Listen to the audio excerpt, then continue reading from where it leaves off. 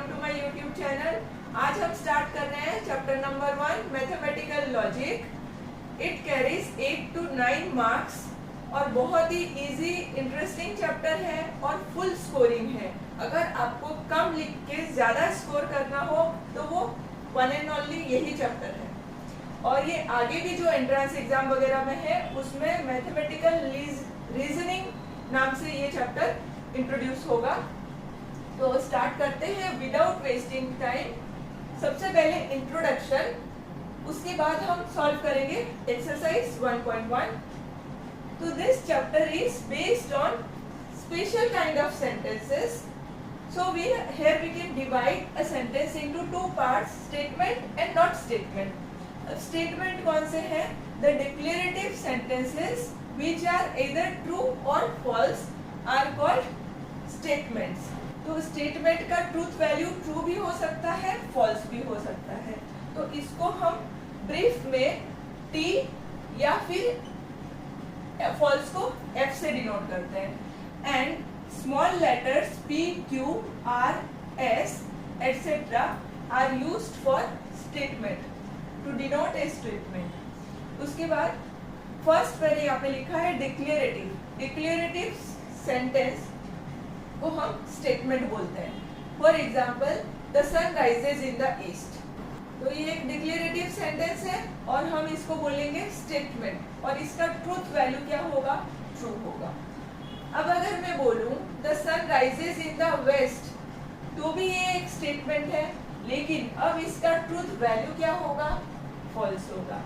ठीक है। And they generally and with a full stop. This kind of sentences generally end with full stop. Then next is all identities and theorems in mathematics. Identities का मतलब होता है formula. आपने algebra में formula पढ़ा है, a plus b whole square is equals to a square plus 2ab plus b square। ऐसे और बहुत सारे फॉर्मूले पढ़े हैं। So all formulas and theorems, theorems जो ज्योमेट्री में आपने पढ़ा है, sum of angles in a triangle is 180 degree. तो ये अगर है तो इसको हम क्या बोलेंगे? स्टेटमेंट। ठीक है। तो ये हो गया स्टेटमेंट का पार्ट। अब चलते हैं नॉट स्टेटमेंट। नॉट स्टेटमेंट कब बोलेंगे? जब कोई सेंटेंस इंटेरोगेटिव सेंटेंस है, मतलब questioning type. For example, what is your name, where do you live. तो ये सब सेंटेंस क्वेश्चन मार्क के साथ एंड होते हैं और इन सेंटेंस को हम स्टेटमेंट नहीं बोलेंगे। They are not statement. Then next is exclamatory. जैसे wow what a wonderful idea, तो ये क्या है? Exclamatory. And generally they end with exclamatory mark and they are also not statement. फिर थर्ड नंबर है इम्पेरेटिव। इम्पेरेटिव मतलब जिसमें order, request, blessing या फिर विशेस हो, उसको हम बोलते हैं इम्पेरेटिव। फॉर एग्जाम्पल, जैसे कि please give me a glass of water, तो ये एक रिक्वेस्ट है और इसको हम बोलेंगे imperative sentence, but they are not statement. ठीक है। तो ये तीनों समझ आ गया, इम्पेरेटिव, एक्सक्लेमेटरी, इंटेरोगेटिव, ये तीनों स्टेटमेंट नहीं है। ठीक है। उसके बाद फोर्थ जो है ना, ये आप अच्छे से समझ लेना, ओपन सेंटेंस। ओपन सेंटेंस मतलब अगर कोई सेंटेंस है जिसका हम ट्रू या फिर फॉल्स वैल्यू नहीं बोल सकते हैं। For example, x plus 5 is equals to 7 मैंने लिखा। अब यहाँ पे क्या आप बोल सकते हैं ये ट्रू है या फिर ये फॉल्स है? नहीं बोल सकते हैं, क्योंकि अगर x का वैल्यू गिवन होगा, x का वैल्यू अगर 2 होगा तो ये ट्रू होगा। अगर x का वैल्यू 2 नहीं होगा तो ये फॉल्स होगा। ठीक है। क्योंकि यहाँ पे x के बारे में कुछ भी नहीं लिखा है तो हम इसमें ट्रू या फॉल्स कुछ भी नहीं डिक्लेयर कर सकते हैं। तो ये क्या है? Open sentence. Similarly, if y plus 3 is greater than 10, तो इसमें भी हम ट्रू या फॉल्स नहीं बोल सकते हैं जब तक y का कुछ मेंशन नहीं हो। तो ये क्या है? Open sentence. अब next, he is a singer. तो यहाँ पे ही कौन है वो मेंशन नहीं है, तो ये भी ओपन सेंटेंस है। ठीक है, one more example, Chinese food are very tasty. तो चाइनीज फूड वेरी टेस्टी लिखा है यहाँ पे, लेकिन डिग्री ऑफ टेस्ट जो है वो पर्सन टू पर्सन वेरी करेगा, किसी को कम लगेगा, किसी को ज्यादा लगेगा, किसी को नहीं लगेगा। ठीक है, तो ये ओपन सेंटेंस हुआ। ठीक है, अब आई थिंक आपका कंसेप्ट थोड़ा क्लियर हुआ है, और आगे हम जब एक्सरसाइज करेंगे पूरा डिस्कस करके हर एक पॉइंट को मैं डिस्कस करूंगी और आपको एक्सरसाइज बहुत अच्छे से समझाऊंगी। तो अगर आपको मेरा वीडियो अच्छा लगे तो please don't forget to like, subscribe and share. चलिए स्टार्ट करें अभी exercise. Let's start exercise 1.1। Before starting the exercise let me tell you one thing, that from exercise 1.1 to exercise 1.5 objective questions will be asked and that will carry 1 mark। और total 80 marks का जो paper है उसमें से 24 marks का objective होगा। 24 marks का objective out of 80, मतलब बहुत ज्यादा वेटेज है ऑब्जेक्टिव का। उसके बाद है आपका एक्सरसाइज 1.7, वो भी ऑब्जेक्टिव के लिए है। फिर 1.6 एंड 1.8 जो एक्सरसाइज है उसमें से 3 या फिर 4 मार्क्स के क्वेश्चंस आएंगे। और लास्ट के 2 एक्सरसाइज इसके बाद मींस 1.9, 1.10, वो दोनों एक्सरसाइज लास्ट ईयर कैंसिल हो गए थे, तो इस बार भी शायद कैंसिल हो जाए। अभी स्टार्ट करते हैं exercise. Question is state which of the following sentences are statement, मतलब हमें बताना है कौन कौन से सेंटेंसेस स्टेटमेंट है। Justify your answer, if it is a statement write down its truth value, मतलब हमें जस्टिफाई भी करना है, और अगर स्टेटमेंट है तो हमें उसका ट्रूथ वैल्यू भी बताना है। So question is a triangle has an sides, so it is A declarative sentence because ये ट्राइंगल के बारे में कुछ डिक्लेयर करने की कोशिश कर रहा है ये सेंटेंस, तो इस सेंटेंस को हम बोलेंगे statement, because all declarative sentences are statement. अब यहाँ पे हमें पता है ट्राइंगल हैज 3 साइड्स, लेकिन यहाँ पे लिखा है n साइड्स, तो इसका ट्रूथ वैल्यू होगा false. Next question, the sum of angles in a triangle is 180 degree, so it is a theorem in mathematics and all theorem and formulas are statements। तो ये क्या हुआ? स्टेटमेंट हुआ, ये correct है theorem, therefore its truth value is true। उसके बाद next, you are amazing, it is a exclamatory sentence and we know all exclamatory sentence, imperative sentence and interrogative sentence are not a statement, therefore here we can say it is not a statement। Next question, please grant me a loan, तो ये please लिखा है मतलब request है, and request है मतलब imperative है, और इम्पेरेटिव है इसका मतलब ये स्टेटमेंट नहीं है। ठीक है, तो अब नेक्स्ट क्वेश्चन करते हैं सॉल्व।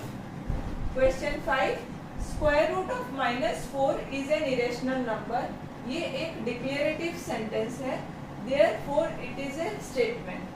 अब इसका ट्रूथ वैल्यू हमें बताना है, तो square root of any negative number is imaginary number, हमने क्लास 11th में पढ़ा है। Square root of any negative number जैसे कि रूट -5, -25, कोई भी square root of negative number होगा तो इसको बोलेंगे हम इमेजिनरी नंबर, लेकिन यहाँ पे लिखा है irrational number, therefore its truth value will be false.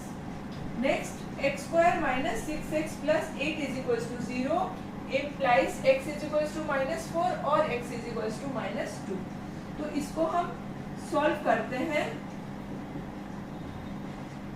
Splitting the middle term, -4x - 2x + 8 = 0, take x common, x - 4 - 2 common, again x - 4, again x - 4 common, तो आएगा x - 2, therefore either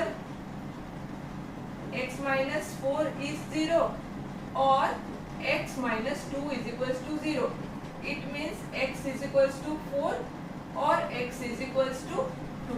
तो हमारे आंसर में क्या आया, x4 आया, x2 आया, लेकिन यहाँ पे क्या लिखा है -4 and -2।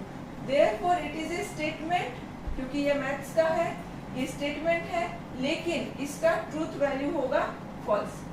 Therefore it is a statement and its truth value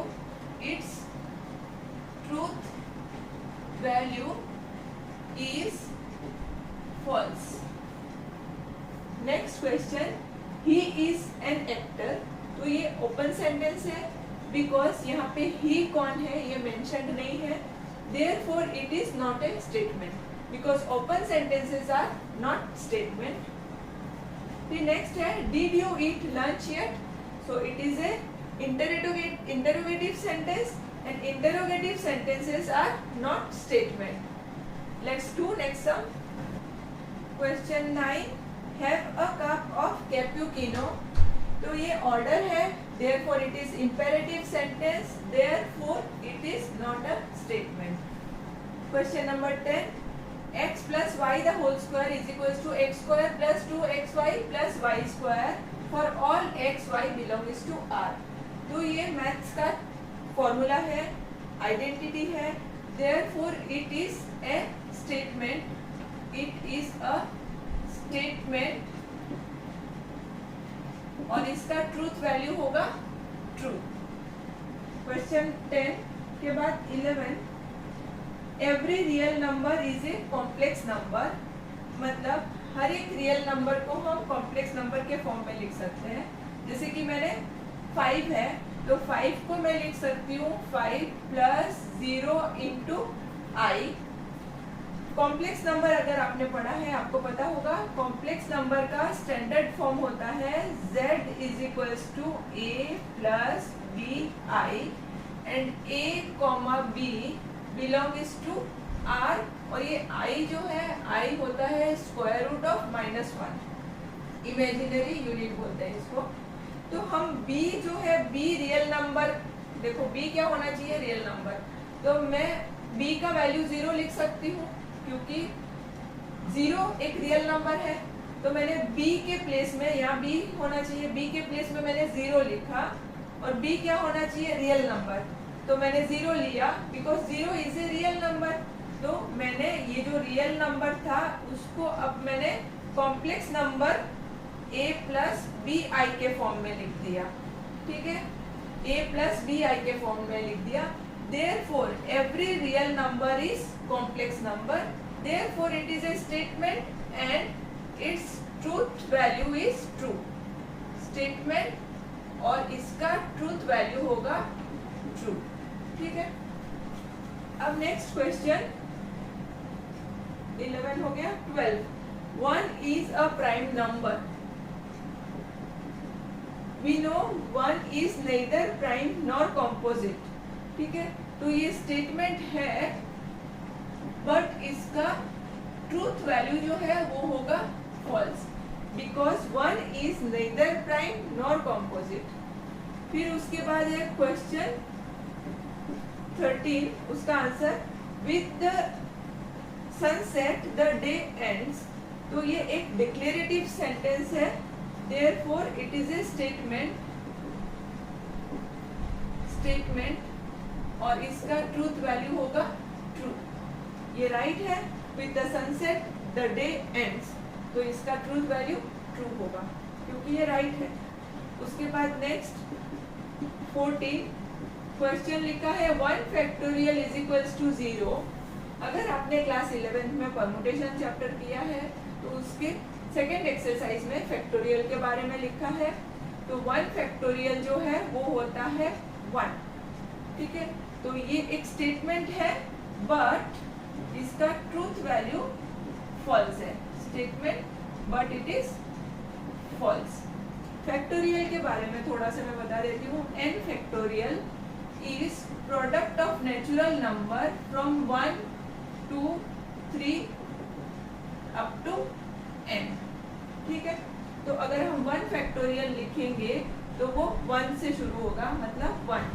next question number 15, 3 + 5 > 11, it is a statement and 3 + 5 कितना होता है 8, 8 > 11, तो ये फॉल्स है, therefore its truth value is false. Next question, pi is an irrational number. ये जो पाई है हमने सर्कल चैप्टर में पढ़ा है, pi r square area of circle. तो पाई का जो एग्जैक्ट वैल्यू है अभी तक फाइंड आउट नहीं हुआ है। एग्जैक्ट वैल्यू है इसका 3.1424 ... जो कभी भी खत्म नहीं होता है, मतलब नॉन रिकरिंग नॉन रिपीटिंग, जो रिपीट भी नहीं हो रहा है और नॉन टर्मिनेटिंग, एंड भी नहीं हो रहा है। तो यहाँ पे ये जो वैल्यू है इसका हम इजीली सम में आंसर लाने के लिए 3.14 लिखते हैं, या फिर हम इसको 22/7 भी लिख सकते हैं पाई का वैल्यू। ये हम सम को सॉल्व करने के लिए ये वैल्यूज हम लेते हैं, लेकिन एग्जैक्ट वैल्यू अभी तक फाइंड नहीं हुआ है, therefore it is an irrational number. मतलब ये स्टेटमेंट है और ये स्टेटमेंट ट्रू है। ठीक है, next question number 17, x² - y²। ये फिर से अपना फॉर्मूला आ गया अलजेब्रा का, है ना, x, y belongs to r, तो ये स्टेटमेंट है और ये करेक्ट है, तो इसका ट्रूथ वैल्यू क्या होगा, ट्रू।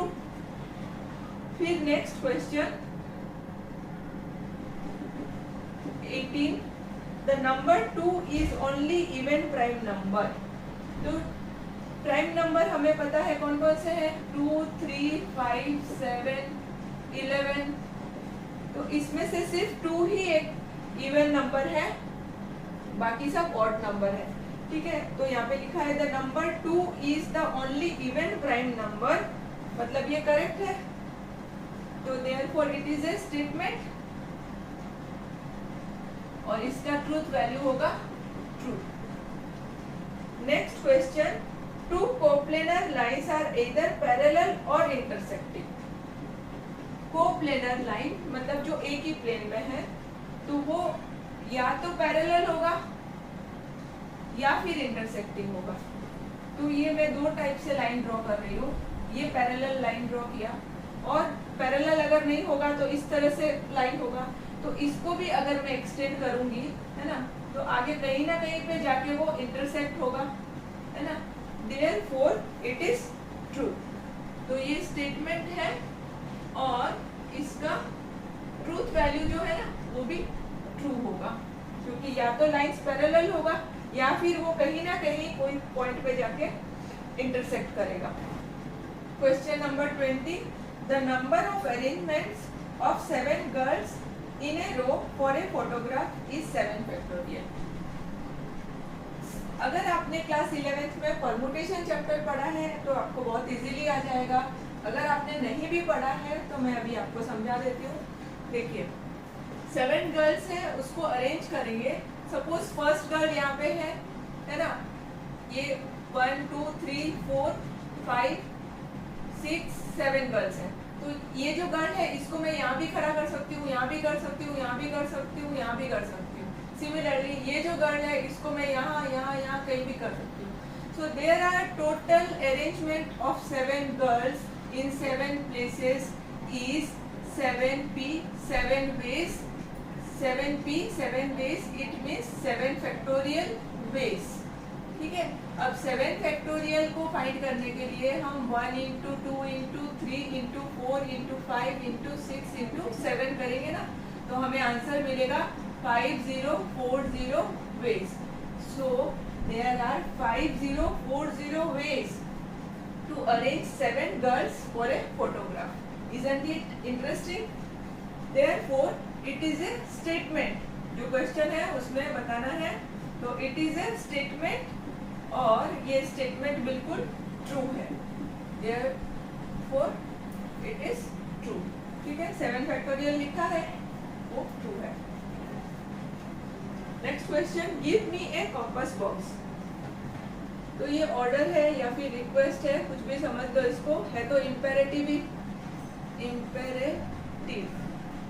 इम्पेरेटिव तो ये नॉट ए स्टेटमेंट, बराबर। Next 22, it may rain today, it may rain today, it may rain today. तो रेन हुआ तो ये ट्रू होगा, अगर रेन नहीं हुआ तो ये फॉल्स होगा। तो इसको हम क्या बोलेंगे, it is open sentence. Open sentence है तो ये स्टेटमेंट नहीं होगा, not a statement, therefore it is not a statement। फिर next 23, a plus b, question आपके बुक में है, if a plus b is less than 7 where a greater than is equals to 0, b greater than is equals to 0, then a is less than 7 and b is less than 7। a plus b less than 7, a greater than is equals to 0, b greater than is equals to 0, then a is less than 7 and b is less than 7। चलो करके देखते हैं। a greater than is equals to 0 मतलब a को हम 0 ले सकते हैं या फिर उससे ग्रेटर वैल्यूज ले सकते हैं। तो मैंने a का वैल्यू 0 लिया, ठीक है। 0 प्लस b करें, क्या आएगा, क्या आएगा इसमें, b लेस देन 7, सेटिस्फाई हुआ। a greater than is equals to 0 मतलब मैं 1 भी ले सकती हूँ, मैंने 1 लिया। करते हैं इसको सॉल्व। 1 इधर आके क्या हो जाएगा, 7 माइनस 1 मतलब b इज लेस देन 6। तो b इज लेस देन 6 मतलब b is less than 7, b less then 6 है एंड 6 इज लेस देन 7, इसका मतलब क्या हुआ, b is less than 7, therefore it is true. अगर मैं 5 लूंगी, 5 प्लस b लेस देन 7, इसका मतलब क्या होगा, b लेस देन 5 इधर आएगा, 7 माइनस 5 हो जाएगा मतलब 2। अगेन 2 इज लेस देन 7, इसका मतलब क्या हुआ, b इज लेस देन 7 मतलब ये फिर से ट्रू हुआ, ठीक है।